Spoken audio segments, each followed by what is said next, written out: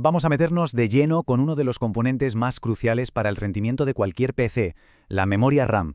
Pero ojo, no nos vamos a quedar solo en los gigahercios o en los gigabytes. Hoy vamos a bajar hasta el mismísimo silicio para entender de verdad cómo funciona, desde la física del chip hasta cómo se conecta todo en la placa base. Seguro que al mirar especificaciones de RAM, más de uno se ha encontrado con una sopa de letras que parece chino.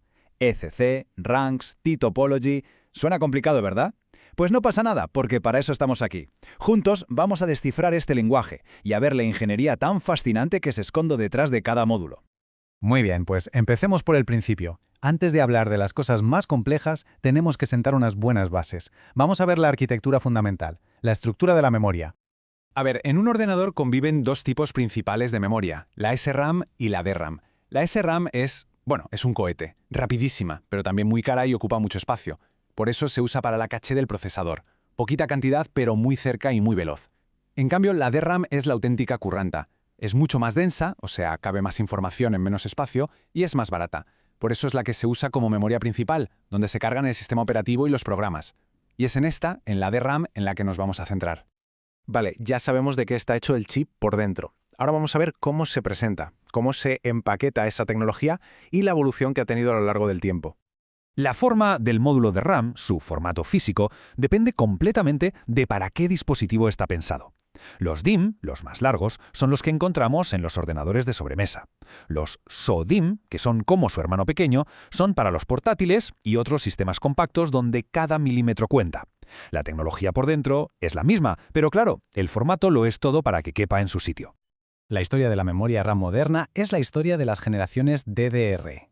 Y cada salto no es solo un poquito más de velocidad y ya está, que va. Cada nueva generación, de DDR a DDR2, DDR3 y así hasta la 5, trae cambios de arquitectura profundos. Cambia el voltaje, se duplica la cantidad de datos que puede leer de golpe, eso es el prefetch, y con DDR5 la cosa se pone aún más interesante, con gestión de energía en el propio módulo o corrección de errores interna.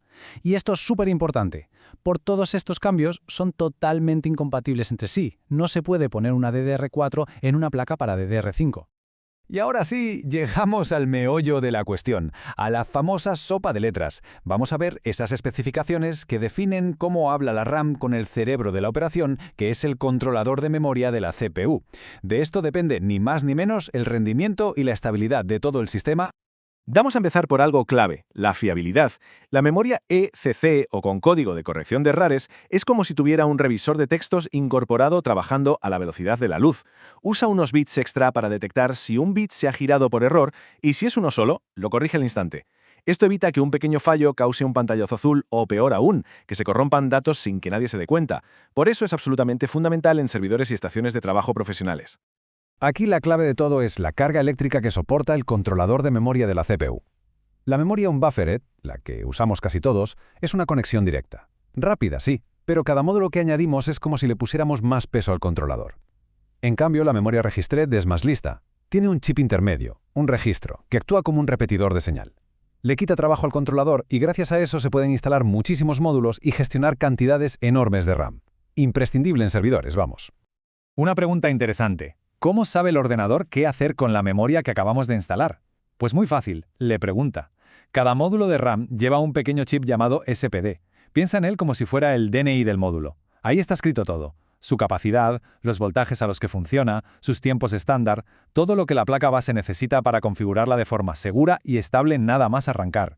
Al encender el PC, lo primero que hace la BIOS es leer ese chip SPD, para saber con quién está tratando y configurar el controlador de memoria.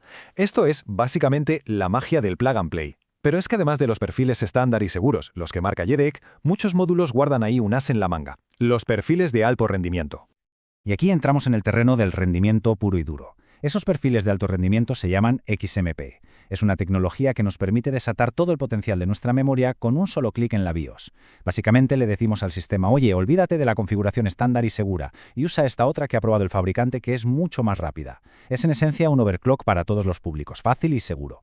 La tecnología XMP la desarrolló Intel y ha ido evolucionando con cada generación de DDR. Pero claro, AMD no se iba a quedar atrás y lanzó su propia alternativa, que se llama Expo. Al final del día, las dos tecnologías hacen lo mismo, darnos una forma súper sencilla y fiable de sacarle todo el jugo a nuestra memoria RAM sin tener que ser expertos en overclocking. Ojo a esto, porque es importantísimo.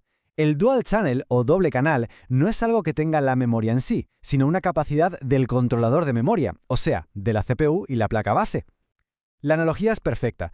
Es como convertir una carretera de un solo carril en una autopista de dos. De repente, el controlador puede enviar y recibir datos de dos módulos a la vez, duplicando el ancho de banda. Es brutal.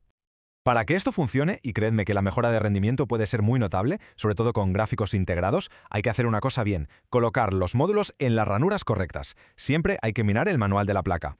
Lo que hace el sistema es una técnica llamada interleaving, que va alternando el acceso a la memoria entre los dos canales. Así, mientras uno está ocupado, puede ir trabajando con el otro. Esto es lo que maximiza el ancho de banda de verdad. Bueno, ya tenemos toda la teoría. Ahora vamos a lo práctico. ¿Cómo usamos todo esto que hemos aprendido para elegir la memoria correcta cuando montamos un PC nuevo o queremos ampliar el que ya tenemos? Si seguimos estos pasos, nos aseguramos de varias cosas. Primero, que la memoria será compatible. Segundo, que le sacaremos el máximo partido al activar el doble canal. Y tercero, y muy importante, que tomaremos una decisión inteligente, fijándonos en el rendimiento real, en la latencia, y no solo en los números grandes que usan para el marketing. Hemos hecho un buen viaje, ¿eh?